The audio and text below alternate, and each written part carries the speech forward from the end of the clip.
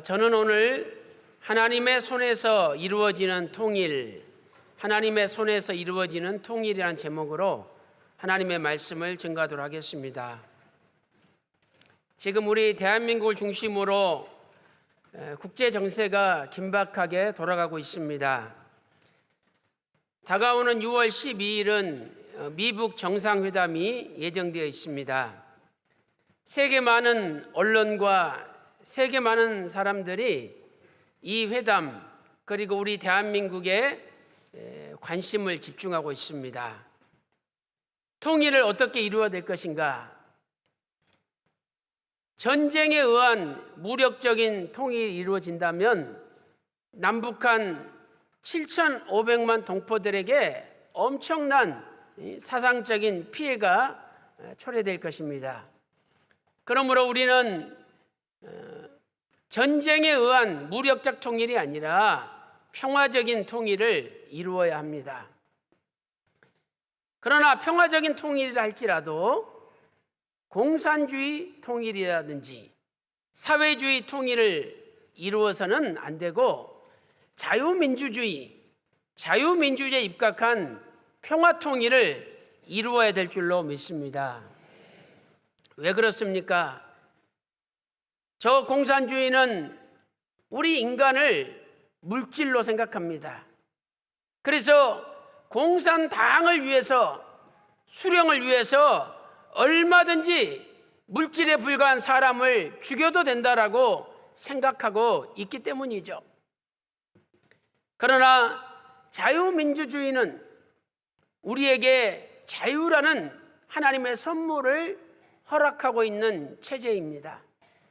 우리가 자유롭게 신앙생활할 수 있고 자유롭게 사유재산을 소유할 수 있고 자유롭게 언론 출판을 할 수 있고 또 자유롭게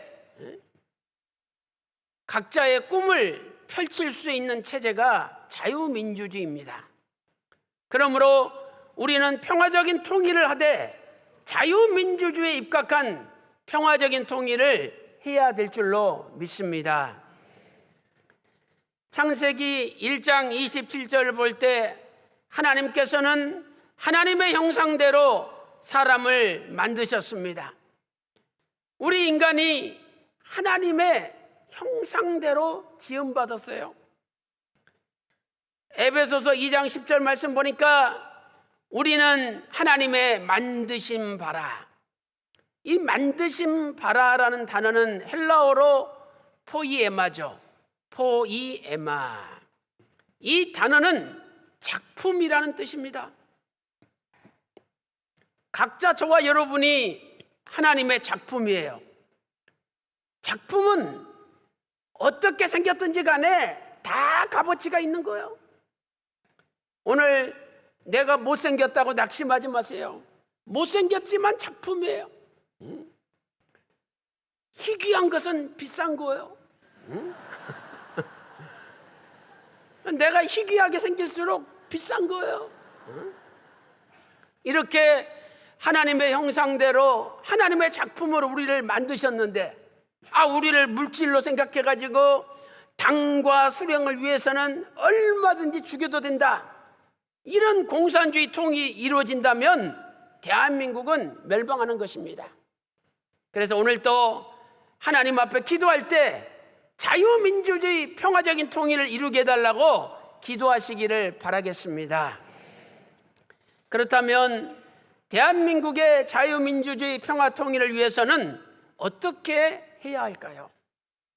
첫 번째로 북한의 완전한 핵폐기가 이루어져야 됩니다. 북한의 완전한 핵폐기가 이루어져야 되죠. 첫째로 우리는 북한의 한반도 비핵화 전술을 조심해야 됩니다. 북한은 한반도의 비핵화 전술을 내세우고 있습니다. 그럴싸하죠. 우리 한반도 비핵화하자. 그러나 거기에 함정이 있다는 것입니다. 한반도의 비핵화 전술 가지고는 불완전하며 북한의 완전한 100% 핵폐기가 이루어져야 됩니다. 북한이 한반도의 비핵화를 주장한 것은 이번이 처음이 아닙니다. 역사를 거슬러 올라가면 오랫동안 북한은 한반도의 비핵화를 주장했습니다. 1976년 비동맹 정상회담에서 조선반도의 비핵화 지대화를 북한이 주장했었죠. 그리고 1999년 남북한은 합의를 하였습니다. 핵무기의 제조, 보유, 사용 금지 등을 담은 한반도 비핵화 공동선언에 1999년에 합의하였습니다. 그 결과 대한민국 안에 있었던 주한미군이 가지고 있었던 전술 핵무기를 전부 철수시켰어요. 그런데 북한은 자신들의 핵무기 개발을 중단했습니까? 중단하지 않았어요. 또한 2005년 남북한은 9.19 공동선언을 선언했죠. 2005년 9월 19일 공동선언을 선언했습니다. 이때 역시 남북한은 모든 핵무기와 현존하는 핵 계획을 포기한다라고 합의를 하였습니다. 그러나 그 합의에도 불구하고 북한 공산당은 계속적으로 핵무기를 개발해서 마침내 수십 대의 핵무기를 보유하는 핵 국가가 되고 말았던 것입니다. 결과적으로 비핵화를 합의해 놓고 우리 대한민국에 있는 미군의 전술 핵무기를 다 철수시키고 남한은 비핵화가 되었죠. 그런데 북한은 여전히 핵무기를 개발해 가지고 완전 무장했던 것입니다.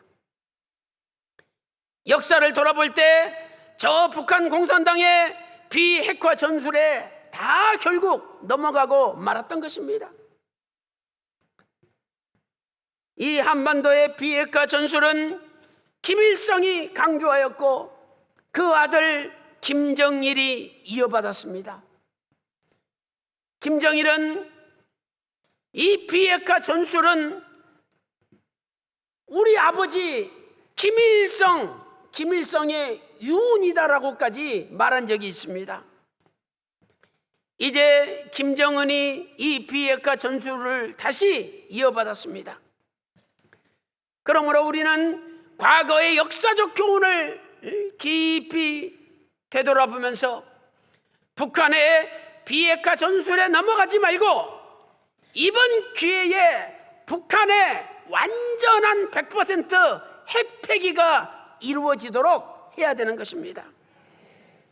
현재 미국에서는 CVID라는 정책을 수행하고 있습니다. 그것이 무엇이냐? 완전하고 검증이 가능하며 되돌릴 수 없는 비핵화를 CVID라고 합니다. 이 되돌릴 수 없는 비핵화가 완전한 핵폐기로 이어져야 되는 거죠. 두 번째로 북한의 완전한 핵폐기를 위하여 현재 북한이 개발한 모든 핵탄두를 공개하고 그것을 북한 밖으로 반출해야 됩니다. 북한 안에 놔두면 언젠가 또 쓸 거 아니에요. 그래서 북한 안에 존재하는 모든 핵탄두를 정확하게 수량을 파악하고 그것을 북한 밖으로 반출해서 다시는 핵무기를 사용하지 못하도록 막아야 된다는 것입니다. 사랑하는 성도 여러분, 사무엘상 17장 47절에 이렇게 말씀하고 있습니다. 여호와의 구원하심이 창과 칼에 있지 아니함을 이 무리로 알게 하리라. 전쟁은 여호와께 속한 것인즉 그가 저희를 우리 손에 붙이시리라. 전쟁은 하나님 손에 달려있다고 사무엘상 17장 47절에 말씀하고 있습니다. 그러므로 하나님이 우리 대한민국 최고의 국방력입니다. 오늘 하나님을 의지하고 하나님께 기도할 때 하나님께서 대한민국을 지켜주실 줄로 믿습니다. 더 나아가 우리는 우리 대한민국의 자주 국방력을 키워야 됩니다. 그리고 하나님 앞에 기도하며 하나님을 의지할 때 전능하신 하나님께서 절대 국방력이 되어서 우리 조국 대한민국을 지켜주실 줄로 믿습니다. 큰 두 번째로 북한의 개방이 이루어져야 됩니다. 자유민주주의에 입각한 평화적 통일을 위해서 북한의 개방이 이루어져야 됩니다. 그리고 우리는 지금부터 통일을 준비해야 되는 것이죠. 첫째로 북한의 인권 개선을 위해서 노력해야 됩니다. 북한의 인권 개선을 위하여 노력해야 됩니다. 북한 3대 세습 독재 정권은 북한의 주민들을 공산주의 체제를 유지하기 위한 물질, 도구로 사용하고 있습니다. 북한은 세계에서 가장 잔인하고 가장 탄압적인 정권입니다. UN 보도에 따르면 현재 북한의 2,500만 인구 가운데 약 1,000만 명이 영양실조로 시달리고 있다라고 보도하고 있습니다. 그러므로 남북 정상회담이나 미북 정상회담을 할 때에 이 북한의 탄압받는 인권이 개선될 수 있도록 노력을 해야 되는 것입니다. 두 번째로 북한의 다방면의 개방을 위해서 노력해야 됩니다. 북한의 다방면의 개방을 위해서 노력해야 되죠. 북한에서는 남한의 드라마나 영화를 보면 공개 처형을 시킵니다. 그런데 그 물결을 막을 수가 없어요. 공개 처형을 시킨다 그래도 USB에 다 복사해가지고 북한 주민들이 다 돌려봐요. 옛날에야 우리 이북이 세계에서 제일 잘 사는 나라다 다 넘어갔죠. 지금은 한국 드라마 보고 한국 영화 본 사람들은 믿지를 않아요. 그러니 이 거대한 개방의 물결을 막을 수가 없는 것입니다. 지금 북한은 경제 위기 가운데 체제까지 위협을 받고 있는 상태에서 저 미국으로 하여금 경제 제재를 좀 취소해달라, 도와달라 손을 벌리고 있습니다. 우리는 이것을 이용하여 이 경제 개방과 함께 문화 개방, 또한 더 나아가서 교회 개방으로 나아갈 수 있도록 노력을 해야 되는 것입니다. 하나님께서는 예수 그리스도의 피 묻은 십자가의 복음이 저 북녘 땅에 들어가기를 원하고 계십니다. 하나님께서는 이 신비로운 구속사의 말씀이 저 북녘 땅 동포들에게도 전파되기를 원하고 계십니다.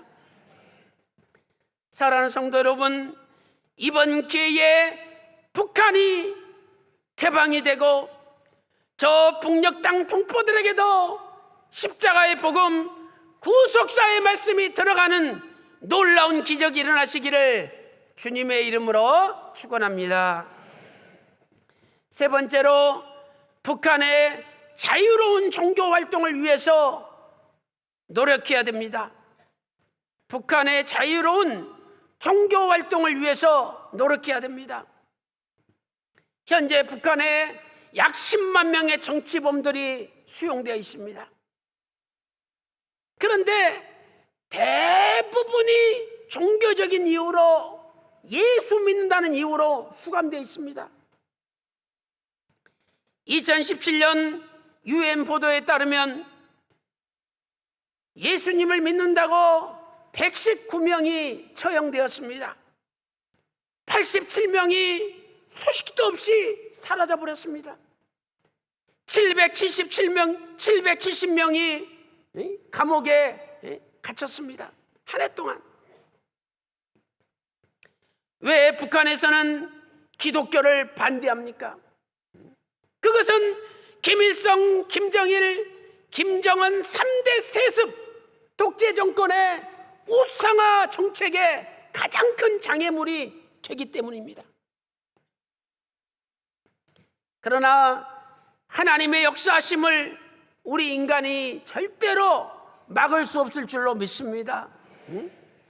1980년대 후반에 우리 북한도 종교활동에 자유가 있다 선전하기 위해서 봉수교회를 세웠죠. 평양에 봉수교회.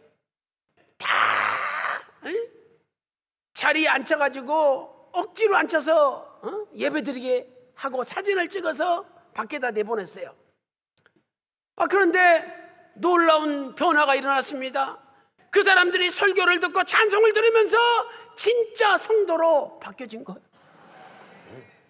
그래가지고 괜히 이 음대생들이 교회 주변에 얼쩡거려요. 뭐 하느냐 봤더니 그 찬송이 너무 좋아가지고 그 악보를 적는 거야. 음대생들이. 그리고 괜히 교회 주변에 사람들이 얼쩡거려요. 마음에 감동이 돼가지고 한마디라도 들으려고 얼쩡거리는 거예요. 이것은 전 영국 주재 공사였던 태용호 씨가 증언한 것입니다. 가짜가 아니에요, 진짜예요. 우리는 역사적으로 서독과 동독이 통일된 것을 체험을 하였습니다. 이 통일이 어떻게 이루어졌습니까? 1980년 동독의 라이프치히에 작은 니콜라이라는 교회가 있었습니다.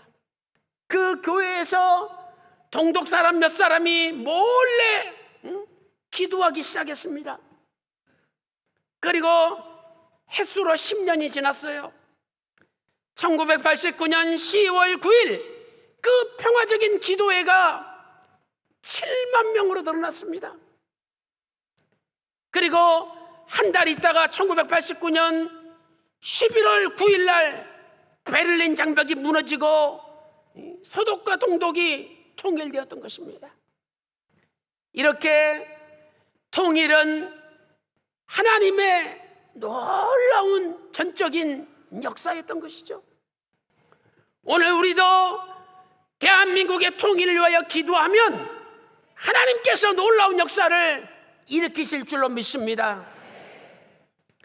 에베소서 2장 14절에 그는 우리의 화평이신지라 둘로 하나를 만드사 중간에 막힌 담을 헐어버리셨다고 에베소서 2장 14절에 말씀하고 있습니다. 오늘 동독과 서독에 막힌 담을 헐어버리신 하나님께서 저 북한과 남한의 38선 그 담을 헐어버리시고 대한민국 자유민주주의 평화통일을 이루어주시는 놀라운 역사가 일어나시기를 주님의 이름으로 축원합니다. 세 번째, 통일이 어떻게 이루어집니까? 세 번째는 하나님의 손에서 이루어져야 됩니다. 하나님의 손에서 통일이 이루어져야 됩니다. 오늘 본문에 하나님께서 에스겔 선지자에게 인자야 너는 막대기 2개를 취하라 명령하셨습니다. 첫 번째 막대기에는 유다와 그 짝 이스라엘 족속이라고 썼습니다. 또 하나 막대기에는 에브라임의 막대기 즉 요셉과 그 이스라엘 그 짝 온 이스라엘 족속이라고 썼습니다. 그런데 두 막대기가 하나가 됐어요. 에스겔서 37장 16, 17절에서 말씀하고 있습니다. 이것은 남쪽 유다와 북쪽 이스라엘이 통일이 된다는 하나님의 말씀입니다. 우리는 성경 말씀을 통해서 이 통일의 특징을 몇 가지 살펴볼 수가 있습니다. 첫 번째로 완전한 통일입니다. 완전한 통일. 왜냐하면 두 나라가 하나가 되었기 때문이죠. 에스겔 37장 17절에서 네 손에서 하나가 되리라. 에스겔 37장 19절에서는 내 손에서 하나가 되리라, 이렇게 말씀하고 있습니다. 오늘 남쪽 유다와 북이스라엘이 하나가 되었듯이 저 북한과 우리 대한민국도 하나가 될 줄로 믿습니다. 두 번째는 하나님 손에서 이루어지는 통일입니다. 하나님 손에서 이루어지는 통일이죠. 에스겔 37장 19절 하반절 말씀 보니까 내 손에서 하나가 되리라. 자, 여기서 우리는 굉장히 중요한 교훈을 발견할 수가 있습니다. 에스겔 37장 17절 하반절 말씀 보니까 네 손에서, 인자 에스겔의 손에서 하나가 되리라 말씀하고 있죠. 이 하나라는 단어는 히브리어 아하딤으로 복수입니다. 하나들이 되리라는 뜻이야. 하나들이 되리라. 두 나라가 합치면 하나가 돼야 되는데 하나들이 된다는 거죠. 사람의 손에서는 완전한 통일이 이루어지지 않는다는 거예요. 그런데 에스겔 37장 19절에 내 손, 하나님의 손에서 하나가 되리라 할 때 그 하나는 단수형입니다. 에하드, 단수형. 그러므로 하나님 손에서 이루어지는 통일만이 진정으로 완전한 통일이 된다는 것을 가르쳐주고 있습니다. 사랑하는 성도 여러분, 오늘 남한과 북한의 통일도 하나님의 손에서 이루어져야 됩니다. 우리 인간들이 아무리 통일을 위해서 노력한다 할지라도 그것은 완전한 통일을 이룰 수 없어요. 거기에 하나님의 손이 역사하실 때 오로지 한 나라가 되는 완전한 통일이 이루어지는 것이죠. 그러므로 우리는 통일을 하나님께 맡기고 하나님을 의지하고 기도하면서 하나님 손에서 통일이 이루어지게 해달라고 기도해야 되는 것입니다.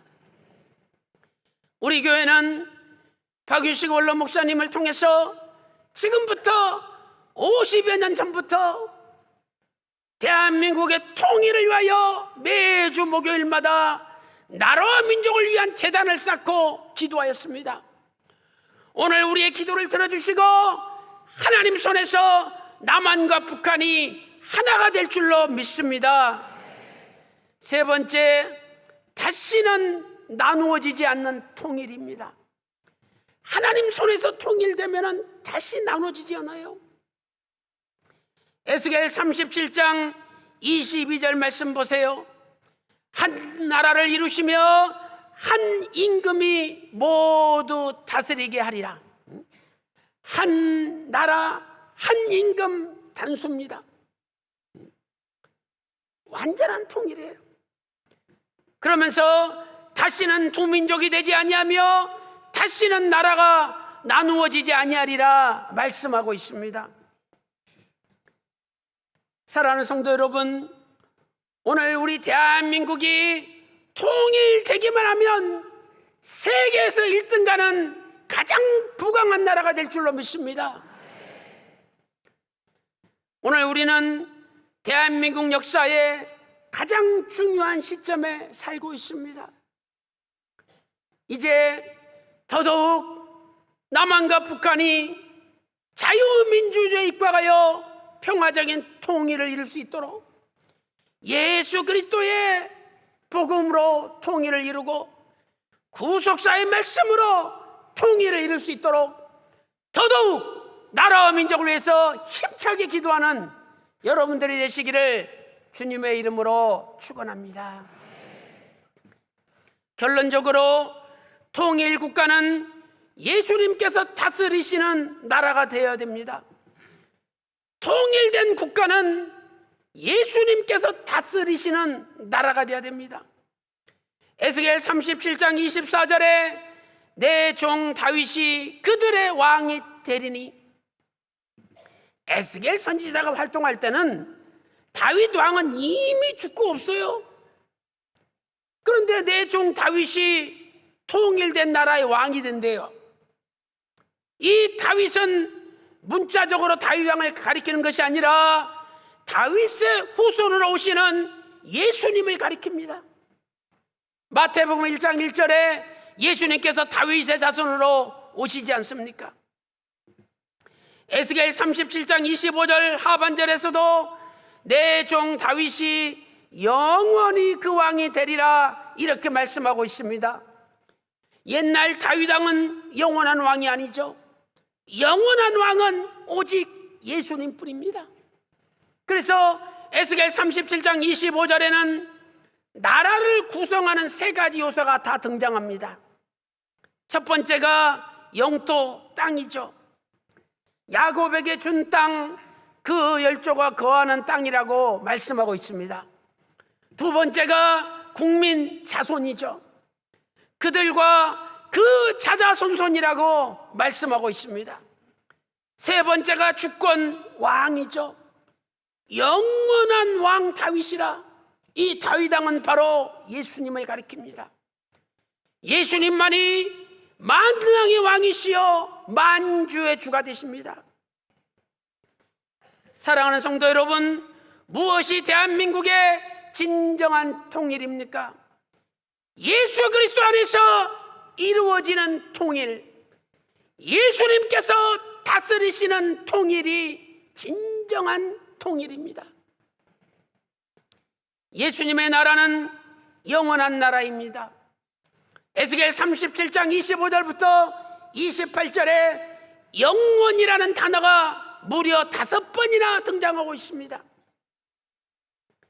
바라옵기는 남한과 북한이 통일되는 통일국가는 영원한 왕 되시는 예수님께서 다스리시는 나라가 되시기를 주님의 이름으로 소망합니다. 여러분, 이 땅은 영원한 나라가 아니에요. 우리가 들어가야 될 하나님의 나라 새 예루살렘 성이 영원한 나라입니다. 오늘도 이 땅에 소망 두지 마시고 영원한 하나님의 나라 천국을 소망 가운데 바라보면서 우리 대한민국의 통일을 위하여 기도하는 백성이 되시고 대한민국의 통일을 위하여 살아계신 하나님께 기도하는 백성이 되셔서 여러분의 기도를 통하여 남북 간의 통일이 하나님의 손에서 이루어지는 통일, 예수님께서 다스리시는 통일이 되셔서 우리 대한민국이 세계 1등 가는 부강한 나라가 되고 우리 대한민국을 통해서 마지막 때 구속사의 말씀이 전 세계 열방에 전파되는 놀라운 기적이 일어나시기를 주님의 이름으로 축원합니다.